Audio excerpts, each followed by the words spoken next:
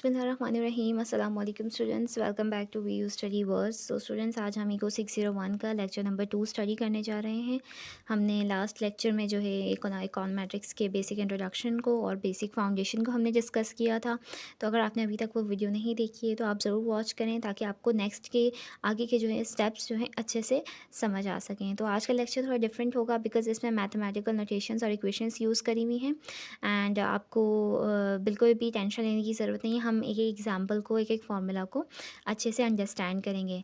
So let's begin today's video.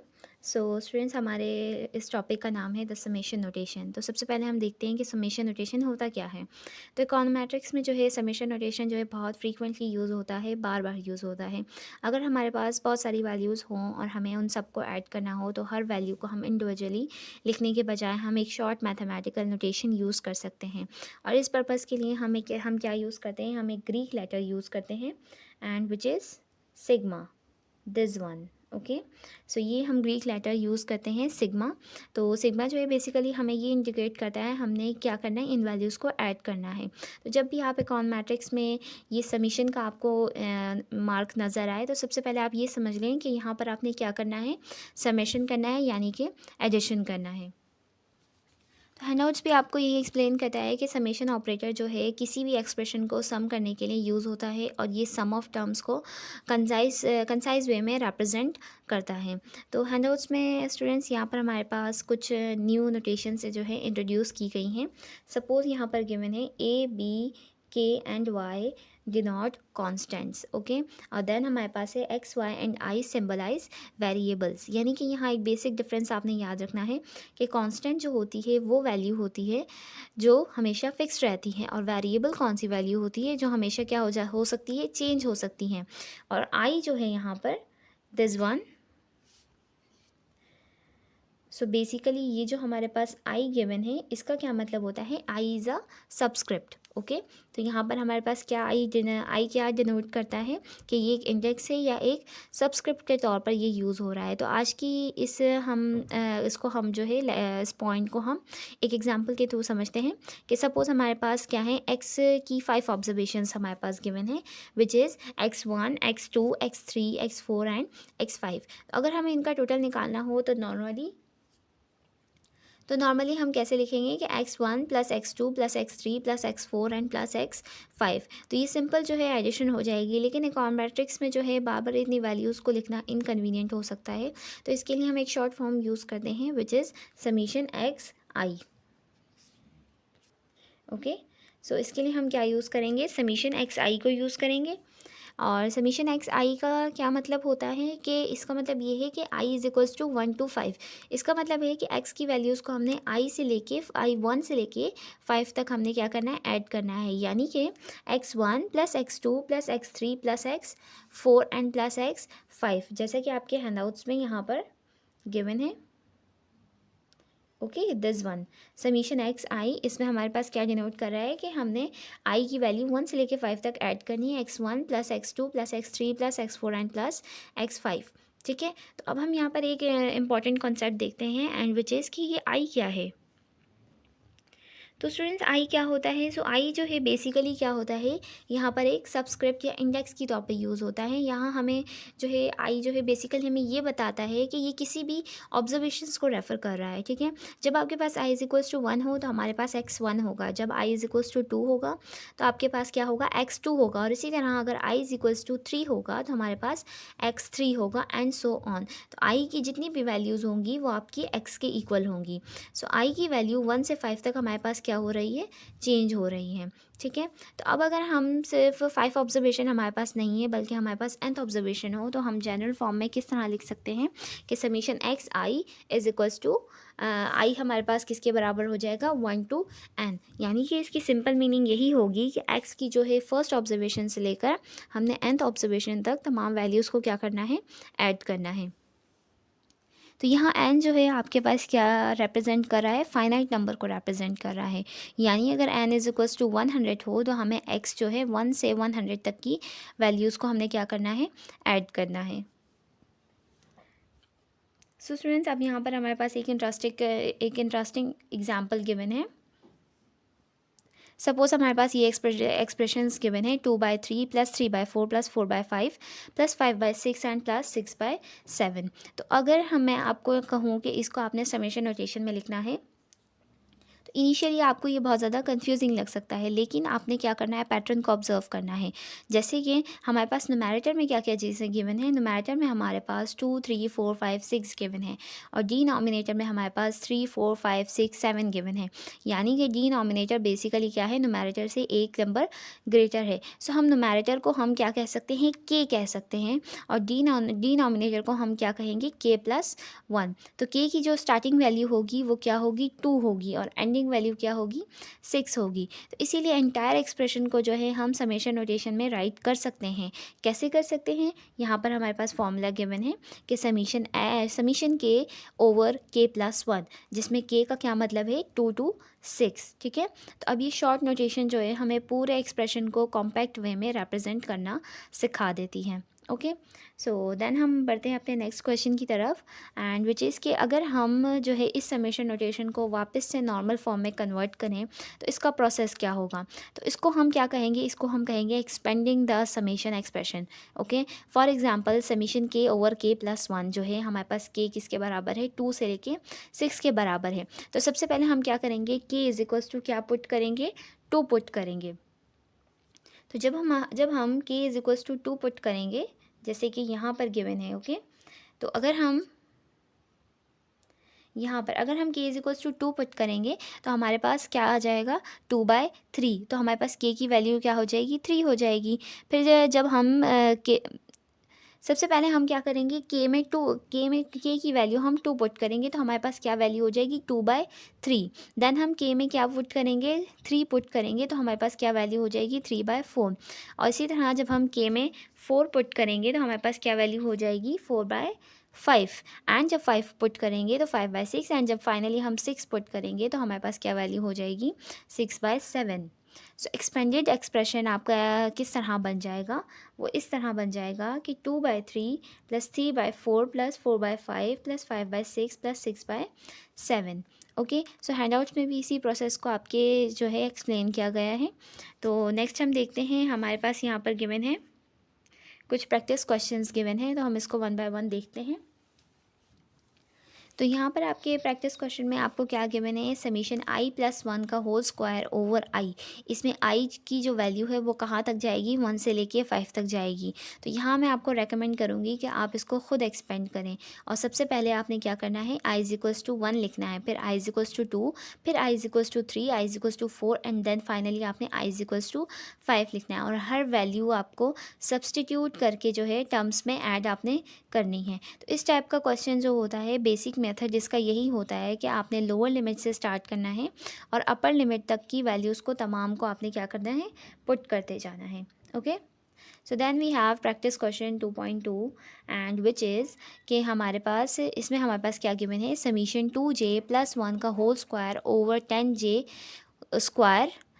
तो यहाँ पर हमारे पास j की वैल्यू क्या है, 1 से लेके 2 तक जा रही हैं। अगर हम इसका सेम प्रोसीजर यहाँ पर अप्लाई करें तो यहाँ पर हमारे पास इंडेक्स i नहीं है, यहाँ पर हमारे पास इंडेक्स j है। ठीक है, तो स्टार्टिंग वैल्यू जो होगी j की 1 होगी और एंडिंग वैल्यू क्या होगी, 3 होगी। तो j की जो वैल्यूज़ हैं 1 2 और 3 हम क्या करेंगे, पुट करेंगे, और जो है हम एक्सप्रेशन को क्या करेंगे, एक्सपेंड करेंगे, और फिर हम क्या करेंगे, वैल्यूज़ को कैलकुलेट करेंगे। ओके, आई होप आपको ये चीज़ क्लियर होगी। ये बेसिक मैथमेटिक्स है, आप इसको खुद भी फिल करके सॉल्व कर सकते हैं।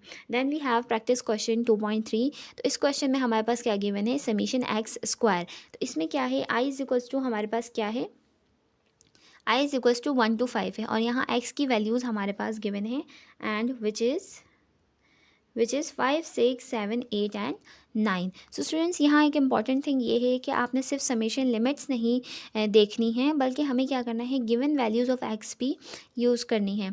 यानी कि एक्स वैल्यूज़ को आपने स्क्वायर करना है, फिर आपने उनका क्या करना है, सम फाइंड करना है। सो आई होप आपको ये समझ आ गया होगा। दिस इज़ वेरी ईजी, आप इसको खुद भी समझ के सॉल्व कर सकते हैं। आपने बस क्या करना है, वैल्यूज़ को पुट करना है after understanding the index. Okay, then we have practice question 2.4। अब इस क्वेश्चन में आपको ये एक्सप्रेशंस दिए गए हैं, यहाँ पर 1 plus 4 plus 9 plus 16 plus 25 plus 36 plus 49 plus 64 plus 81 plus 100। तो इसके सॉल्यूशन में आपने क्या करना है, समेशन नोटेशन में आपको इसको राइट करना है। और आप सबसे पहले क्या करेंगे, पैटर्न को आइडेंटिफाई करेंगे।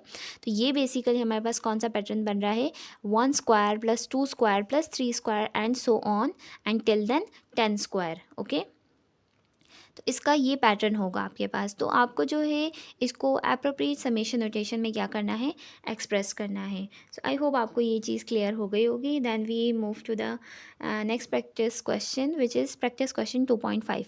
इस क्वेश्चन में आपको फ्रैक्शंस का पैटर्न दिया गया है। Okay, which is 2/3, 3/4 and 4/9, 5/16, 6/25 plus 7/36। Okay, तो इसके सॉल्यूशन में यहाँ पर स्टूडेंट समेशन नोटेशन बनाने से पहले आपने न्यूमरेटर और डिनोमिनेटर का पैटर्न जो है वो आपने सबसे पहले केयरफुली ऑब्जर्व करना है। और इस क्वेश्चन का मेन पर्पस ये है कि आप गिवन लॉन्ग एक्सप्रेशन को आप कॉम्पैक्ट समेशन नोटेशन में कैसे कन्वर्ट करते हैं। ओके, सो आई होप आपको ये चीज़ क्लियर हो गई होगी। देन हमारे पास यहाँ पर गिवन है properties of the summation operator. Okay, अब हम समेशन नोटेशन की प्रॉपर्टीज़ को डिस्कस करते हैं। ये पार्ट भी बहुत ज़्यादा इंपॉर्टेंट है बिकॉज आगे इकोन मैट्रिक्स में कैलकुलेशंस करते वक्त ये प्रॉपर्टीज़ आपकी रिपीटेडली यूज़ होंगी। तो हमारे पास प्रॉपर्टी नंबर 1 गिवन है and which is sum of a constant. Okay, so यहाँ पर हमारे पास गिवन है summation a i is equal to n a, यानी कि अगर ए जो है एक कांस्टेंट है और हम इसको एन ऑब्जर्वेशन के लिए सम कर रहे हैं तो हमारे पास रिजल्ट क्या होगा, एन इंटू ए। ओके, सो हम इसको सबसे पहले अंडरस्टैंड करते हैं इंस्टेड ऑफ मेमोराइजिंग। ओके, तो सपोज़ हमारे पास यहाँ पर क्या गिवन है, ए इज इक्वल्स टू हमारे पास 2 गिवन है और अगर हमारे पास 5 ऑब्जर्वेशंस है तो हमारे पास क्या आ जाएगा, हमारे पास क्या फॉर्मूला इसका बन जाएगा, हमारे पास इसका ये पैटर्न बन जाएगा 2 + 2 + 2 + 2 + 2। तो ये हमारे पास टोटल क्या आ जाएंगे, 10th वैल्यूज़ आ जाएंगी। तो अब आपको इसको 5 टाइम्स क्या करना है, ऐड करना है। लेकिन आप इसको इस तरह भी कर सकते हैं कि आप इसको 5 टाइम्स ऐड करने के बजाय हमें इसको सिंपली ये भी कह सकते हैं 5 × 2। ओके, तो उसका भी मतलब क्या होगा, summation a is equals to n a. Okay, जैसे कि यहाँ पर गिवन है, ये देखें यहाँ पर 5 × 2 किया तो भी हमारे पास 10 आएगा और जब हम इन तमाम वैल्यूज़ को ऐड करेंगे तो भी हमारे पास 10 आएगा। यानी कि summation a is equals to n a, यानी जब हम ए का समीशन करेंगे और जब हम एन को जब हम ए से मल्टीप्लाई करेंगे, इन दोनों केस में दोनों की वैल्यूज़ क्या आ जाएंगी, सेम आ जाएंगी। जैसे कि यहाँ पर आपके पास गिवन है, यहाँ पर भी 10 गिवन है और यहाँ पर भी इसकी वैल्यू क्या आई है, 10 आई हुई है। सो आई होप आपको ये चीज़ क्लियर हो गई होगी। ठीक है, तो इसी हैंडआउट्स में जो है इसी एग्जांपल को 5 × 2 को 5 × 2 के इक्वल शो किया गया है। ठीक है, तो यहाँ पर एक आपके पास इंपॉर्टेंट नोट गिवन है, यहाँ पर एक स्मॉल बात है बट इम्पॉर्टेंट पॉइंट यहाँ पर गिवन है। तो नॉर्मली जो है हम कांस्टेंट के साथ जो है सबस्क्रिप्ट आई नहीं लिखते। हमने जैसे ए आई जो है सिर्फ एग्जांपल समझने के लिए यूज़ किया है बिकॉज कांस्टेंट की जो है हर ऑब्जर्वेशन में वैल्यू क्या होती हैं, सेम होती हैं। अगर ए इज़ इक्वल्स टू 2 है तो A1 भी आपके किसके इक्वल होगा, 2 के इक्वल होगा, A2 भी 2 के इक्वल होगा, A3 भी 2 के इक्वल ही होगा एंड सो ऑन। तो इसीलिए हम सिंपली जो है एन टाइम्स ए जो है बन जाता है आपका।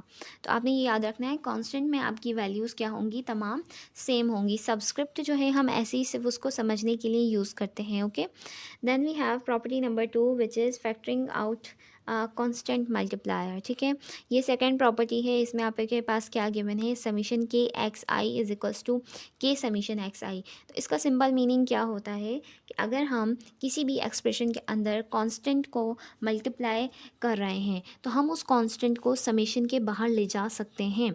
ठीक है, अब हम इसको जो है एक एग्जांपल के थ्रू अंडरस्टैंड करते हैं ताकि आपको इसको समझना आसान हो जाए। जैसे यहाँ पे आपके पास गिवन है के इज़ इक्वल्स टू 5। ठीक है, तो अगर एक्स की वैल्यूज़ जो होंगी, अगर x की वैल्यूज़ आपके पास कितनी गिवन होंगी, 1 to 5 आपके पास x की वैल्यूज़ गिवन होंगी, तो हम क्या करेंगे, पहले हम x का क्या निकालेंगे, टोटल निकालेंगे एंड विच इज़ 15। अगर हम हर x को जो है 5 से जो है क्या कर देंगे, मल्टीप्लाई कर देंगे यहाँ पर। अगर हम तमाम एक्स को जो है 5 से मल्टीप्लाई करेंगे तो हमारे पास ये वैल्यू आ जाएंगी, ठीक है। 1 को जब हम 5 से मल्टीप्लाई करेंगे तो 5, 2 को 5 से करेंगे 10, 3 को 5 से करेंगे 15 एंड 4 को जब हम 5 से करेंगे 20 एंड 5 को जब हम 5 से करेंगे तो हमारे पास क्या आ जाएगा 25। और जब हम जब टोटल निकालेंगे तो हमारे पास क्या आ जाएगा 75। तो अब भी ये था एक लॉन्ग मैथड, लेकिन हम इसको एक शॉर्टकट तरीके से भी समझ सकते हैं, ठीक है। और तब भी हमारा आंसर जो है एग्जैक्टली सेम आएगा। तो इसका शॉर्टकट मेथड क्या हो सकता है? इसका शॉर्टकट मेथड ये हो सकता है, जैसे कि कॉलम 2 में आपने क्या देखा है, आपने क्या किया है, आपने कॉलम 2 में क्या किया है, आपने तमाम वैल्यूज़ को क्या कर दिया है, ऐड कर दिया है। 5 + 10 + 15 + 20 + 25, तो इन सब को सम अप करके आपके पास क्या आया, 75 आया। ओके, इसको हम इस तरह भी कंप्यूट कर सकते हैं कि अगर हम 5 इंटू डायरेक्ट 15 कर दें तो भी हमारे पास आंसर क्या आ जाएगा, 75 आ जाएगा। तो इसका मतलब यही होता है कि हम समीशन 5x लिखें या हम 5 समीशन x लिखें तो दोनों की वैल्यूज़ क्या आ जाएंगी, सेम आ जाएंगी। यानी कांस्टेंट को समेशन से हमने क्या कर दिया है, बाहर निकाला जा सकता है। सो आई होप आपको ये चीज़ क्लियर हो गई होगी, हमने इसको एग्जांपल के थ्रू अंडरस्टैंड किया है। Then we have property number 3 which is sum of two variables. Okay, so यहाँ पर हमारे पास प्रॉपर्टी नंबर 3 गिवन है। इसमें हमने क्या करना है, क्या प्रॉपर्टी हमारे पास यहाँ पर गिवन है, यहाँ पर हमारे पास ये वाली प्रॉपर्टी गिवन है, दिस वन। इसमें क्या आपके शो कर रहा है, summation x I plus Y I is equals to summation x I plus summation Y I. तो इसको अगर हम सिंपल वर्ड्स में समझें तो अगर हम दो वेरिएबल्स को ऐड करके उनका सम निकाल रहे हैं तो हम पहले क्या करेंगे, एक्स का टोटल और वाई का टोटल सेपरेटली निकाल कर और दोनों का टोटल्स को हम ऐड कर सकते हैं। दोनों कंडीशंस में आपके आंसर्स क्या आएंगे, सेम आएंगे। ओके, अब इसको हम एक एग्जाम्पल के थ्रू अगेन अंडरस्टैंड करते हैं। ओके, हमारे पास यहाँ पर एक्स की वैल्यूज़ गिवन है, ठीक है। सबसे पहले हमारे पास एक्स की वैल्यूज़ गिवन है 1 2 3 4 5। देन वाई की वैल्यूज़ हमारे पास गिवन है 5 12 18 22 एंड 27। और नीचे हमने क्या कर दिया है, सबसे पहले हमने क्या लिखा है, एक्स का टोटल लिखा है विच इज़ 15 और फिर हमने क्या लिखा है, वाई का टोटल लिखा है विच इज़ 84। और इसी तरह जब हमने एक्स और वाई को प्लस करके उसका जब टोटल निकाला and which is 99। Okay, so this is x का टोटल 15, वाई का टोटल 84 एंड इसमें इसका x प्लस वाई का टोटल भी हमारे पास क्या आ जाएगा, 99 आ जाएगा। तो अगर हम हर रो में x प्लस वाई करें तो वैल्यूज़ हमारे पास क्या आ जाएंगी, 6 14 21 26 एंड 32 और इनका टोटल भी क्या आ जाएगा, 99। सो दोनों मेथड्स का आंसर क्या होगा, सेम होगा। तो इसीलिए हम कहते हैं कि summation x plus y is equals to summation x plus summation y. Okay, so I hope आपको ये चीज़ क्लियर हो गई होगी। सो देन हमारे पास जो है स्टूडेंट्स यहाँ पर एक इम्पॉर्टेंट जो है आपको नोट गिवन है एंड विच इज़ कि आपको ये समझना है कि समीशन एक्स स्क्वायर और समीशन एक्स का होल स्क्वायर सेम चीज़ नहीं होती, ठीक है।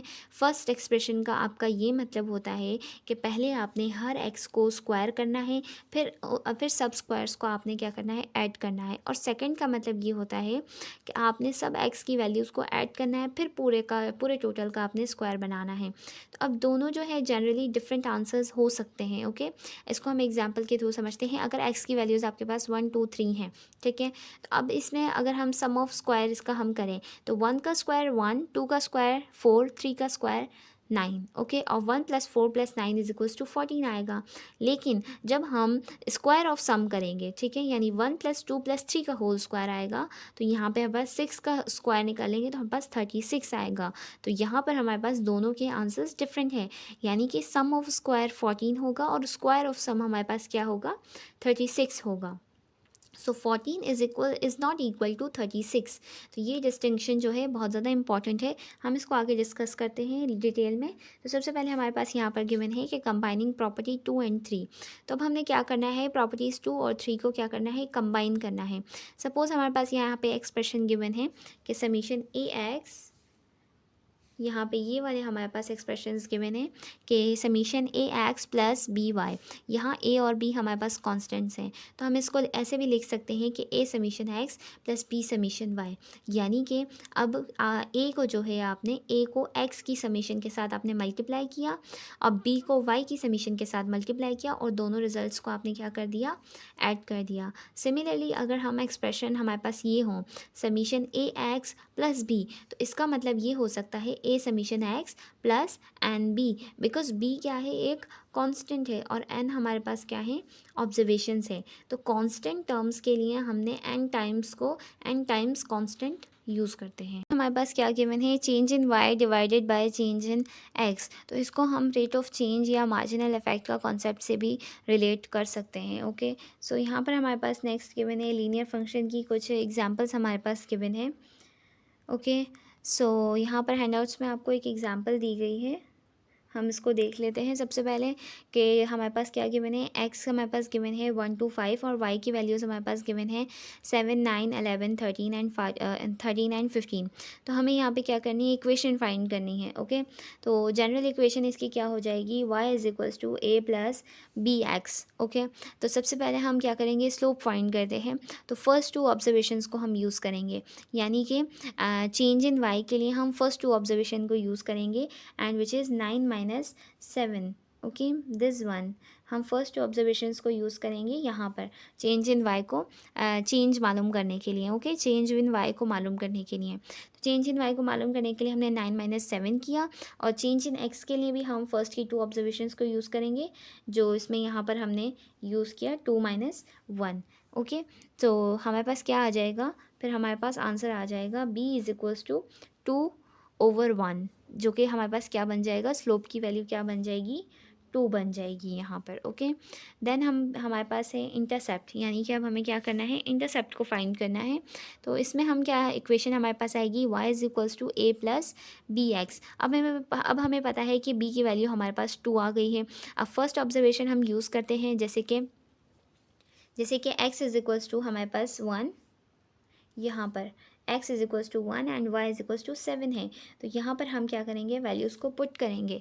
ओके, तो फॉर्मूला के अकॉर्डिंग हम वैल्यूज़ को पुट कर देंगे, 7 is equals to a plus 2 1। Okay, और फिर हमारे पास आंसर क्या आ जाएगा जब हम इसको पूरे को सॉल्व करेंगे। अब आपको इतना सॉल्व करना आता होगा क्योंकि ये बेसिक चीज़ें हम स्टार्टिंग से ही पढ़ते आते हैं, तो इसको जब हम सॉल्व करेंगे तो एंड पे हमारे पास फाइनल a का जो वैल्यू आ जाएगी वो 5 आ जाएगी। तो आपकी जो फाइनल इक्वेशन जो होगी वो एक्चुअल में बन जाएगी y is equals to 5 plus 2x। Okay, तो अगर आप x की कोई वैल्यू भी पुट करेंगे तो कॉरस्पॉन्डिंग आपको y कैलकुलेट हो जाएगा। ओके फ्रेंड्स, अब हम आते हैं अपने नेक्स्ट टॉपिक पर which is linear demand function. Okay, अब हम देखते हैं लीनियर डिमांड फंक्शन को इकोनॉमिक्स में जो है एक प्रैक्टिकल एग्जांपल आपने अप्लाई करके देखनी है इधर।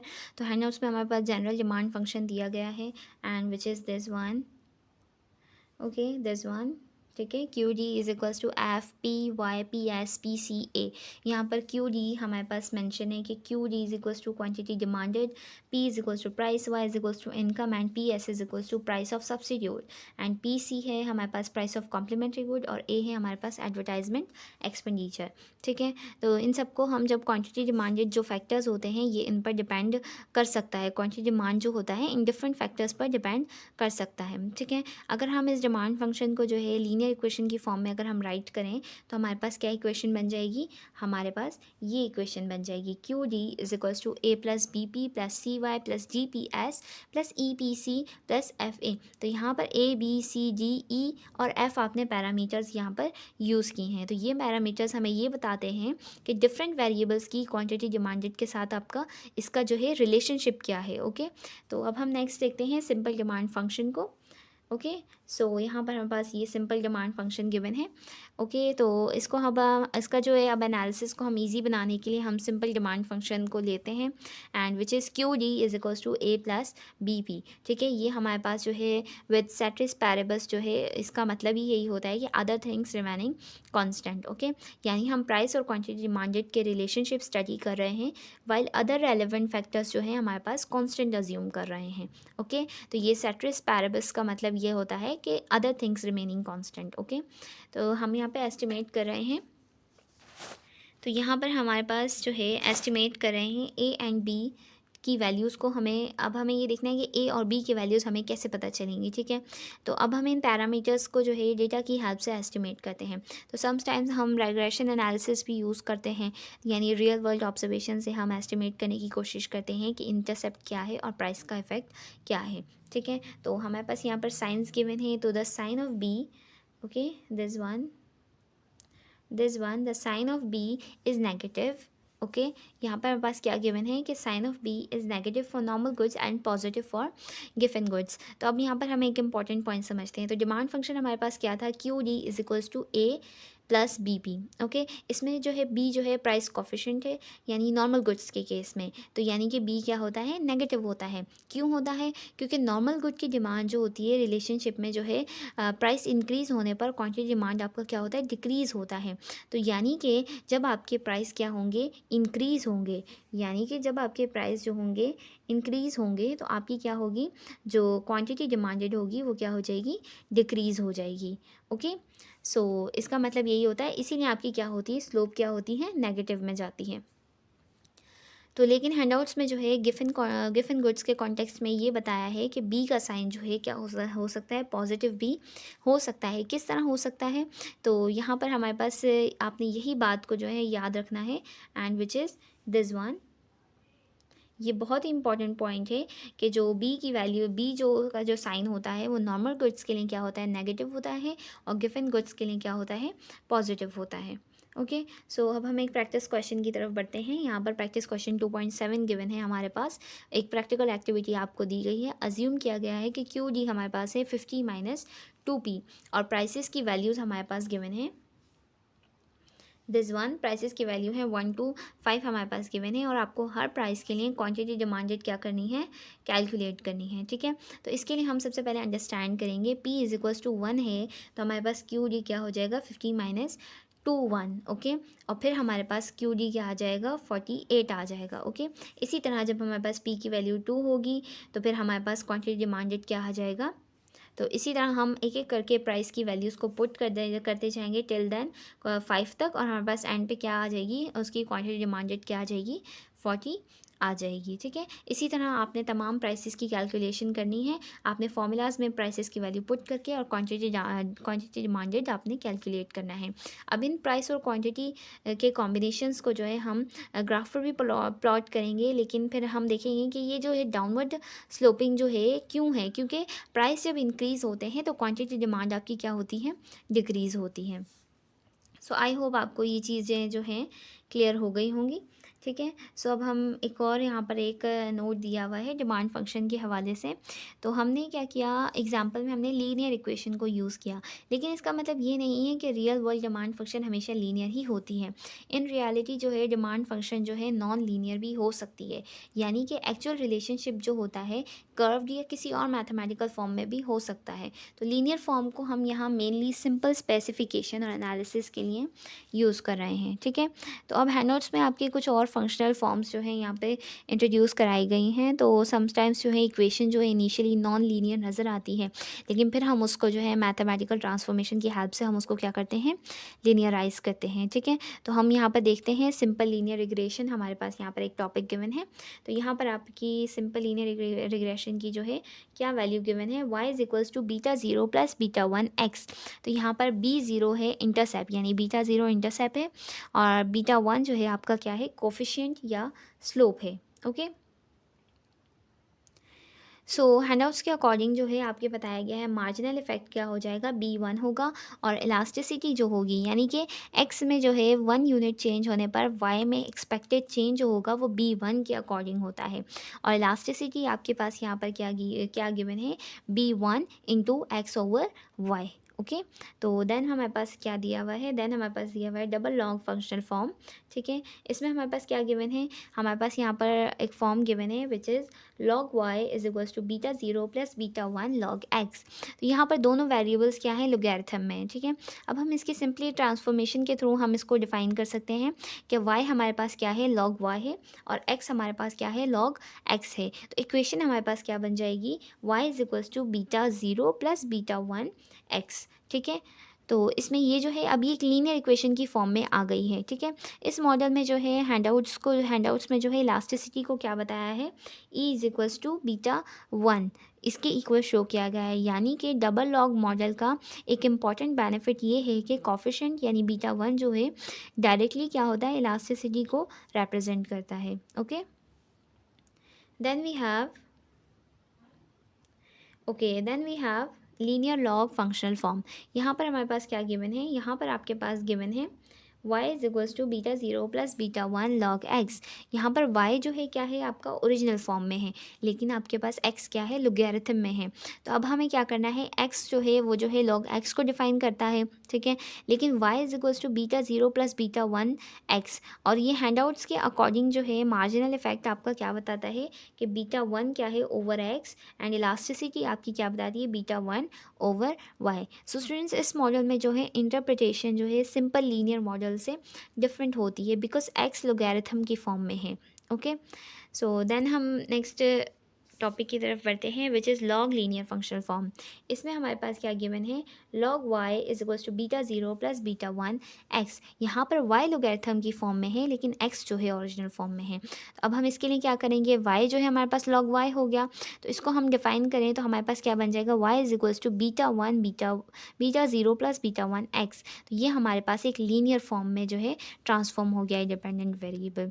तो हैंडआउट्स हमें क्या बता रहा है कि बीटा वन जो है मार्जिनल इफेक्ट जो है बीटा वन इंटू वाई है, और इलास्टिसिटी क्या है, बीटा वन इंटू एक्स है। तो यहाँ पर इंटरप्रिटेशन जो है अगेन जो है प्रीवियस मॉडल से क्या आई है, डिफरेंट आई है। सो देन हम अपने नेक्स्ट टॉपिक की तरफ मूव करते हैं, which is Cobb Douglas production function. तो हैंडआउट्स पे प्रोडक्शन फंक्शन आपके यहाँ पर क्या दिया हुआ है, यहाँ पे दिया हुआ है y is equals to A L alpha K beta. यहाँ पर जनरली जो है y किसको रिप्रेजेंट कर रहा है, y आउटपुट को रिप्रेजेंट कर रहा है, l जो है लेबर को रिप्रेजेंट कर रहा है, और k जो है कैपिटल को रिप्रेजेंट कर रहा है। वाइल जो a और अल्फ़ा और बीटा हैं ये पैरामीटर्स हैं, ठीक है। ये पैरामीटर्स जो हैं पैरामीटर्स या कांस्टेंट को रिप्रेजेंट करते हैं। तो अब इम्पॉर्टेंट पॉइंट ये है कि ये इक्वेशन जो है डायरेक्टली लीनियर फॉर्म में नहीं है, लेकिन हम इसको लोगैरिथम ट्रांसफॉर्मेशन की हेल्प से लीनियराइज कर सकते हैं। किस तरह कर सकते हैं, हमें क्या करना है, हमने दोनों साइड्स पे क्या करना है, लॉग लेना है। तो हमारे पास इक्वेशन क्या थी, y is equals to A L alpha K beta. अब दोनों साइड्स पे हम क्या करेंगे, नेचुरल लॉग ले लेंगे, ठीक है। पहले हमारे पास y लॉग में नहीं था, अब हमने यहाँ पे y लॉग में ले लिया, a भी हमने लोगैरिथम में ले लिया, और l भी, और इसी तरह k भी हमने लोगैरिथम में ले लिया। यानी अब देखें आपने मल्टीप्लिकेशन और पावर्स जो है लोगैरिथम के थ्रू आपने उसको एडिटिव टर्म में जो है ट्रांसफॉर्म कर दिया है। यानी कि पहले ये वैल्यूज़ आपस में क्या हो रही थी, मल्टीप्लाई हो रही थी, ए एल के ये आपस में क्या हो रहे थे, मल्टीप्लाई हो रहे थे, और अल्फ़ा की जो है पावर थी और बीटा भी क्या था, पावर था। लेकिन जब आपने इसको लोगैरिथम इस पर अप्लाई किया तो ये जो पावर्स थी और जो मल्टीप्लिकेशन फॉर्म थी ये सब किस में कन्वर्ट हो गई आपके पास, ये आपके पास एडिशन फॉर्म में कन्वर्ट हो गई। ओके, सो अब हम इसको किस तरह लिख सकते हैं, तो हमारे पास क्या बन जाएगा, log Y is equals to log A plus alpha log L plus beta log K, ठीक है। तो यानी ओरिजिनली जो था क्या था आपके पास, a into L alpha into के बीटा, लेकिन जब आपने उसको ट्रांसफॉर्म किया तो वो क्या बन गया, log A plus alpha log L plus beta log के बन गया, ठीक है। तो आपके पास अब हम इसको इस तरह डिफ़ाइन कर सकते हैं कि y जो है हमारे पास क्या है, लॉग y, l जो है लॉग l, k जो है हमारे पास क्या है, लॉग k है, और a जो है हमारे पास लॉग a है। देन हमारे पास क्या इक्वेशन बन जाती है, देन हमारे पास ये इक्वेशन बन जाती है कि y is equals to a plus alpha L plus beta K. अब ये इक्वेशन जो है आपकी क्या हो गई है, लीनियर फॉर्म में एस्टिमेट की जा सकती है। यानी ओरिजिनल जो है कॉब डॉगलस की जो इक्वेशन थी वो लीनियर नहीं थी, लेकिन ट्रांसफॉर्मेशन के बाद हमने क्या किया, इसको लीनियर इक्वेशन की फॉर्म में क्या कर दिया, एस्टिमेट कर दिया, ठीक है।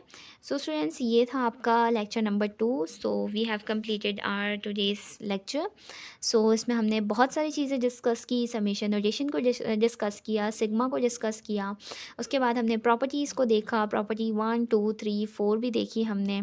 फिर उसके बाद हमने क्या नाम है कुछ ऑपरेशंस जो थे जो कि वैलिड नहीं थे उनको भी हमने देखा, कि जैसे हमने देखा कि summation X over Y is not equal to summation X over summation Y. Then हमने सेकंड जो था वो देखा कि summation X square is not equal to summation X whole square. Then हमने समीशन अलजेब्रा का जो है एक एप्लीकेशन देखा, जिसमें क्या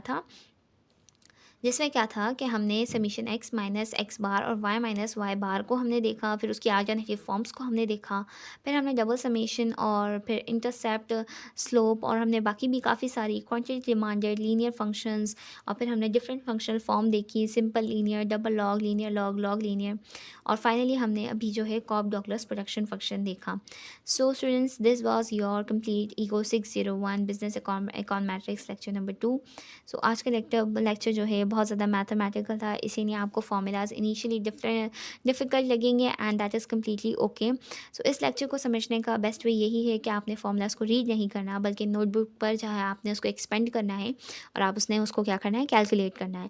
स्पेशली जो समेशन नोटेशन है और लीनियर इक्वेशन है, इनकी एग्जाम्पल्स को आपने खुद प्रैक्टिस करना है। ओके, सो अगर आपको ये लेक्चर जो है आपके लिए ज़रा सा भी हेल्पफुल रहा हो, सो प्लीज़ इस वीडियो को आगे ज़्यादा से ज़्यादा शेयर करें ताकि बाकी स्टूडेंट्स की भी हेल्प हो सके। And thank you so much for watching this video, and see you in the next lecture. Till then, Allah Hafiz.